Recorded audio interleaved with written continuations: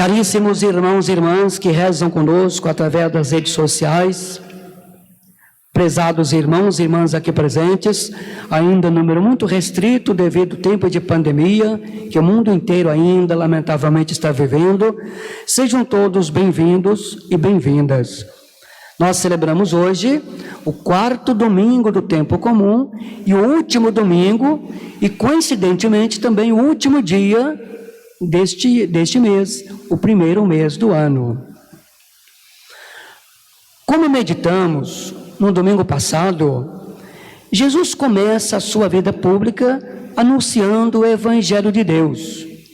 E seu Evangelho não tem como conteúdo uma teoria sobre alguns temas relevantes da religião ou teses teológicas sobre Deus.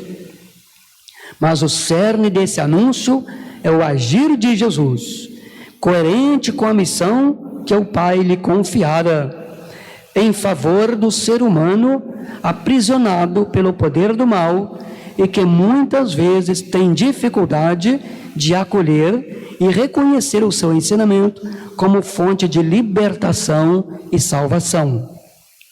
Marcos, no início desse trecho, nos dá 3 informações importantes para compreender o acontecimento narrado. Na cidade de Cafarnaum, num dia de sábado, Jesus entrou na sinagoga e começou a ensinar.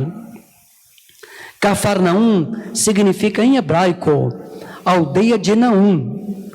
Naum foi o profeta que anunciou a destruição de Nínive em 632 a.C. O homem possuído por um espírito impuro dirá a Jesus: vieste para nos destruir? O ensinamento de Jesus é considerado por esse endemoniado como uma ameaça, pois provoca admiração por parte do povo que agora começa a compreender a Escritura. Num dia de sábado, aparece no Evangelho como o dia por excelência do ensinamento de Jesus. E, de fato, torna-se muito significativo e coerente para Jesus fazer ressoar nesse dia especial e consagrado a palavra do Pai, sobretudo nos seus gestos. O dia de sábado era o dia de fazer memória de 2 acontecimentos centrais da lei: a criação e o êxodo. Na memória da criação, se celebrava o agir de Deus, tudo aquilo que criara com a onipotência da sua palavra. Por isso Jesus também indica que a sua palavra tem força e poder ao expulsar o espírito mau. Hoje se vive drasticamente uma crise em relação ao reconhecimento da autoridade, muitas vezes identificada como autoritarismo, que infantiliza as pessoas e as torna ainda mais escravizadas. Corre o seu risco, inclusive, de se colocar em xeque a sua própria validade e necessidade. Contudo, é preciso reconhecer que não há autêntica autoridade se essa não for enraizada na coerência moral. Jesus não se impôs porque dispunha de uma força misteriosa que tirava a liberdade das pessoas a fim de submetê-las aos seus comandos. Mas a autoridade de Jesus era reconhecida pelo povo por causa de sua inegável coerência, o que naturalmente levava as pessoas a uma resposta de obediência que lhes garantia a liberdade e uma vida nova. Só quem é coerente pode ensinar com autoridade, pois testemunha que aprendeu a obedecer à verdade que liberta e não apenas a leis que se impõem. Certamente, os mestres da lei ficaram incomodados pela conclusão do povo. Ele ensina como quem tem autoridade. E ainda, o que é isto? Um ensinamento novo dado com autoridade. A ação de Jesus, que o Evangelho de hoje descreve, mostra a sua principal urgência: libertar o ser humano da religião alienante e corrupta, das tantas situações de perigo nas quais a humanidade estava imersa. A pior de todas era a alienação religiosa. Por isso, o primeiro espaço visitado por Jesus, com sua mensagem e ação libertadora, foi a sinagoga.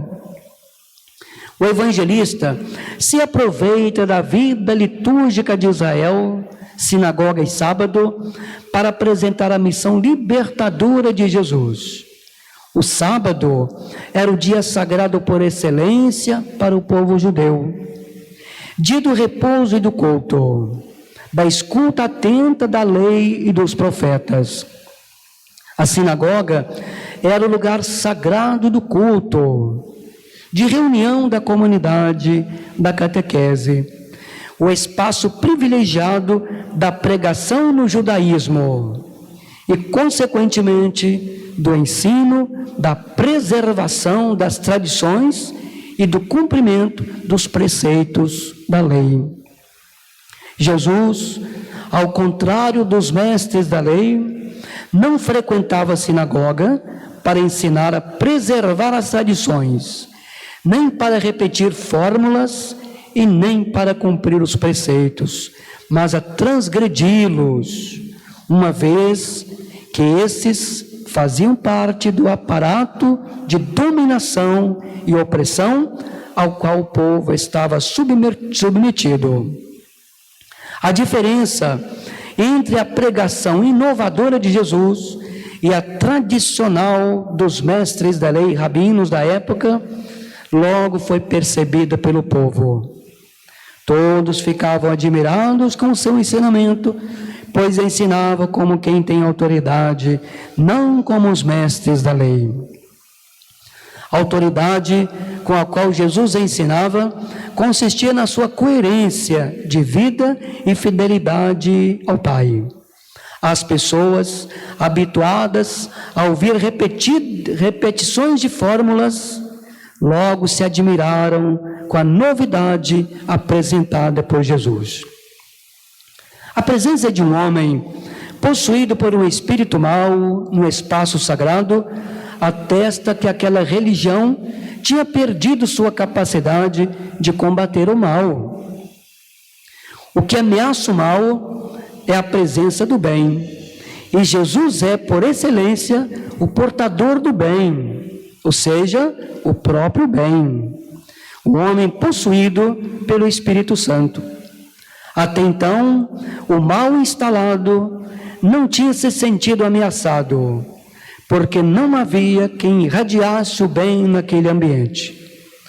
O homem possuído pelo espírito mau, com quem a religião convivia tão bem, se sente ameaçado pelo ensinamento libertador de Jesus com sua autoridade. Quanto mais o reino de Deus se aproxima, mais o domínio do mal se sente ameaçado. Por isso o homem pergunta o que Jesus veio fazer. E o poder da morte, a antivida, está com os dias contados. O mal se sente destruído com a implantação do reino de Deus. Jesus não suporta o mal ao seu redor. Por isso intimou: cala-te e sai dele. A essa ordem segue-se o seu efeito. Então o Espírito sacudiu Jesus, sacudiu o homem com violência, deu um grande grito e saiu. Quem está dominado por forças hostis, como a violência, a corrupção, a mentira e o ódio, não consegue livrar-se facilmente. Mas a palavra de Jesus tem uma eficácia inconfundível e mesmo sofrendo violência, consegue vencer. Aqui está um dos principais elementos do relato: a coerência entre a palavra e a ação de Jesus. Para os mestres da lei, pregadores, intérpretes oficiais, não importavam as situações concretas vivenciadas pelos participantes do culto. Eles se preocupavam apenas em transmitir a doutrina, as leis. Jesus, pelo contrário, colocava a vida e o bem-estar do ser humano em primeiro plano. Por isso incomodava a força do mal as forças do mal ali instaladas. Essa novidade evidenciava ainda mais a sua autoridade. Portanto, tendo Jesus, no domingo passado, designado os primeiros discípulos como pescadores de seres humanos, hoje Jesus nos ensina a natureza desta pesca: ser agente de libertação para a humanidade, livrando o ser humano das situações de opressão e morte, como de todas as alienações. Sabemos que muitas vezes o mal ainda continua disfarçado de doutrinas, ritos e preceitos. Em Jesus, prezados irmãos e irmãs, temos respostas para nossas inquietudes, nossas inquietações, luz para a caminhada, apoio contínuo. Não só nos fala de vida e paz, mas nos dá vida e paz agora e sempre. Louvado seja nosso Senhor Jesus Cristo. Para sempre seja louvado.